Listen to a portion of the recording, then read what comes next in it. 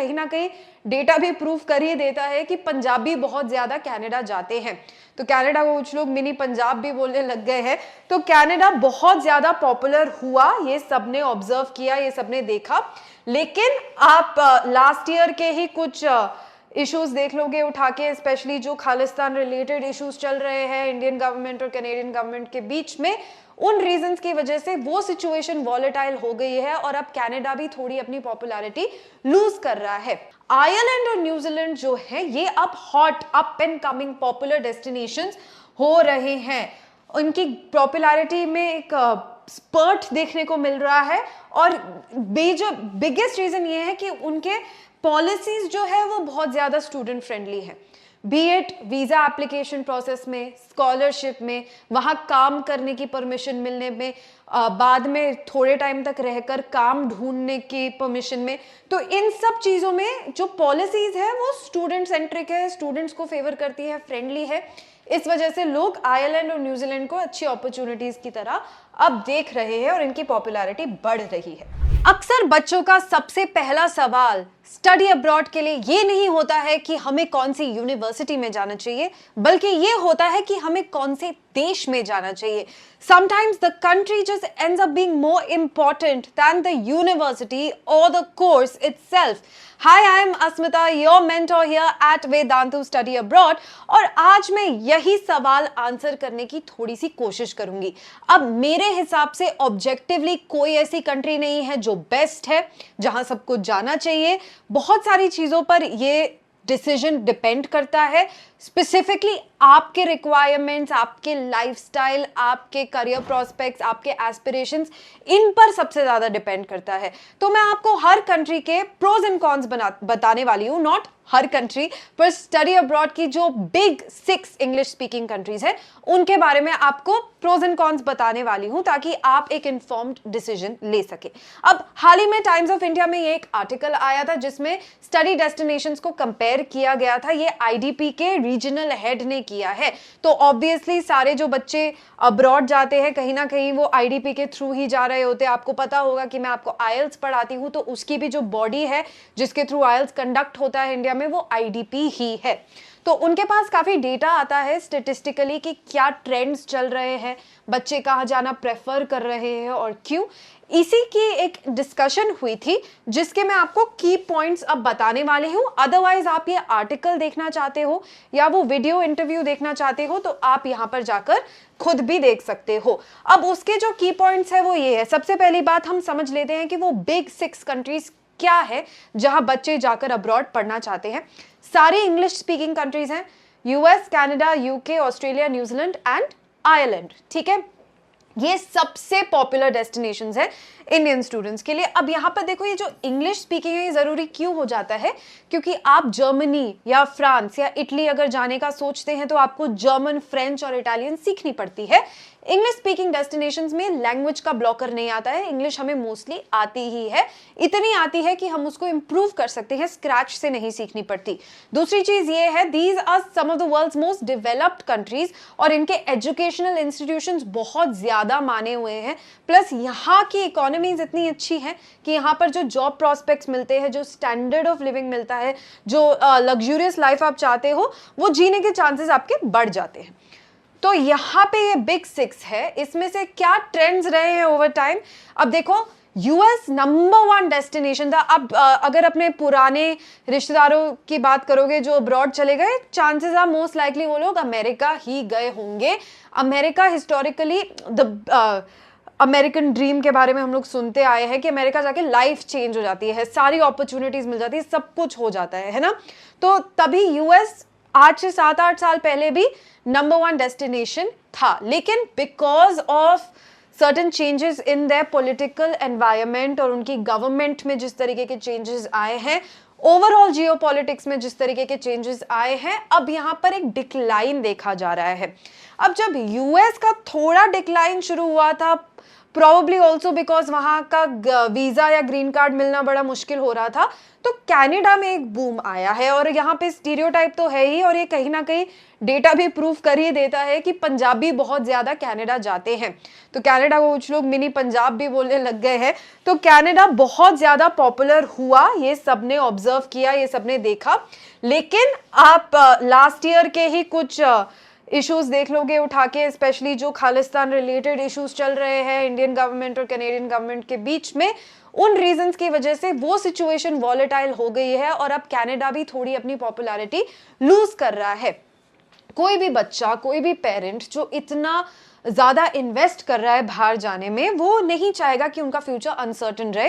And US and Canada की major issue अभी यही है कि वहां पे फ्यूचर अनसर्टेन लग रहा है, समझ में नहीं आ रहा है कि कब क्या पलट जाएगा, बहुत वॉलेटाइल सिचुएशन है।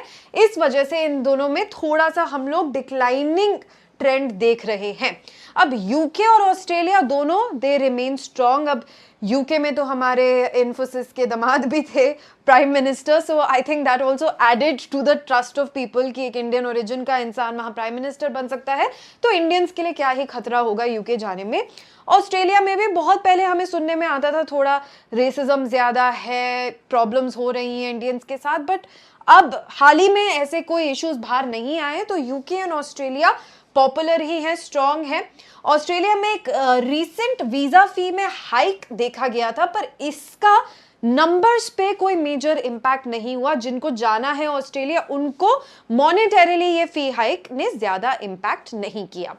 आयरलैंड और न्यूजीलैंड जो है ये अब hot up and coming popular destinations हो रहे हैं।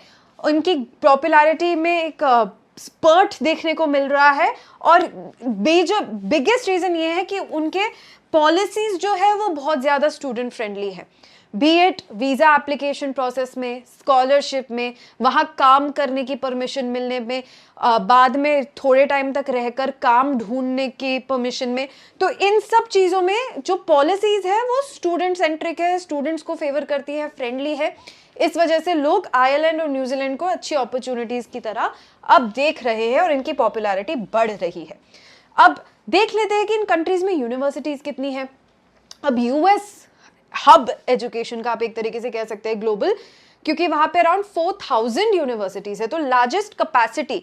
अब देखो बच्चे जितने भी जाना चाहें उस कंट्री में भी तो कैपेसिटी होनी चाहिए कि वो उन बच्चों को अपने सिस्टम में इंटीग्रेट कर सके। यूएस में सबसे ज्यादा कैपेसिटी है, शायद इसीलिए भी यूएस बहुत पॉपुलर रहा है। 4000 आपके पास यूनिवर्सिटीज हैं, बहुत सारी यूनिवर्सिटीज बहुत अच्छी हैं। वहाँ की लो रैंकिंग यूनिवर्सिटीज भी बहुत सारी इंडियन यूनिवर्सिटीज से बहुत ज़्यादा अच्छी हैं। तो इस वजह से कैपेसिटी यूएस की अभी तक हाईएस्ट रहती है, लेकिन because of the whole one big beautiful bill act कुछ इम्पैक्ट हो रहा है अमेरिकन यूनिवर्सिटीज में। So we are yet to see how that's going to impact things overall. Next UK आ जाता है, अराउंड 200 प्लस यूनिवर्सिटीज है, ये भी बहुत अच्छा नंबर है।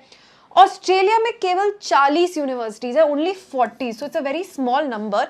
बट ये जो सारी यूनिवर्सिटीज है ये टॉप की है, वर्ल्ड क्लास इंस्टीट्यूशंस है, ये बहुत ही अच्छे इंस्टीट्यूशंस है पढ़ाई करने के लिए।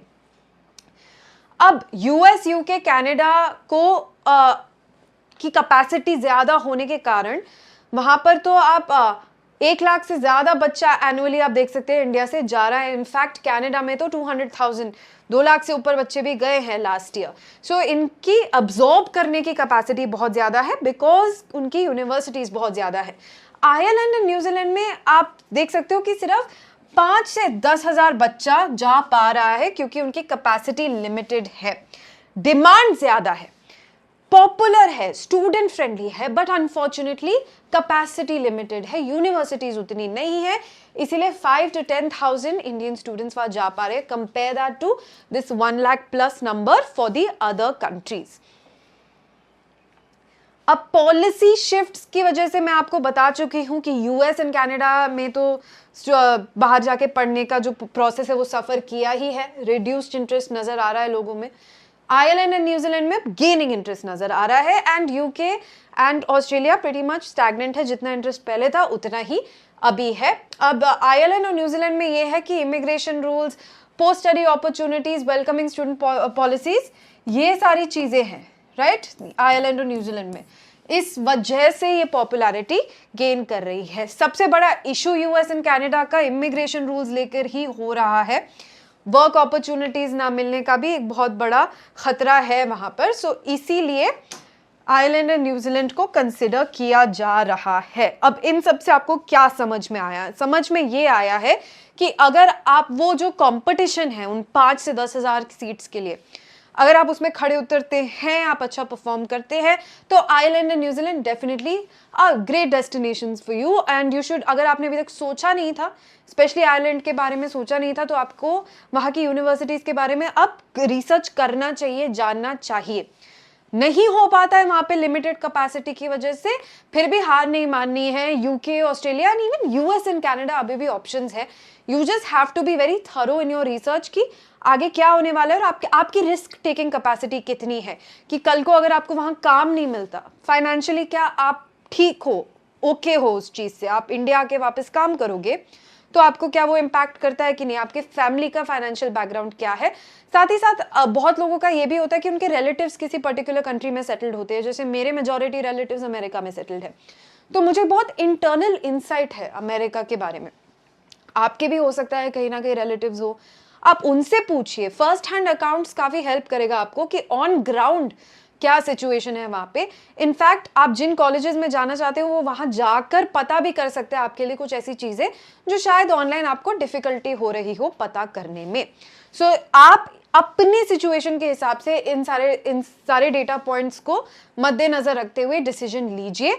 ये 6 कंट्रीज हमेशा पॉपुलर थी, हमेशा पॉपुलर रहेंगी और अपॉर्चुनिटीज यहाँ पर आपको मिलेंगी ही मिलेंगी, लेकिन चेंजिंग पॉलिसीज एंड जियोपॉलिटिक्स का जो क्लाइमेट है उसको आपको हमेशा ध्यान में रखना है to see how it impacts you, because आपकी नेशनैलिटी आपको इम्पैक्ट करेगी ही ग्लोबल स्केल में।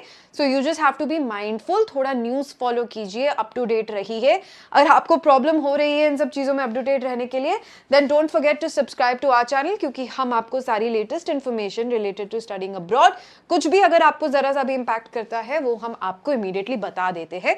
सो make sure you are subscribed, आपकी नोटिफिकेशंस ऑन है, and you follow us on Telegram so you don't miss out on important updates. Take care. I will see you next time. Bye bye.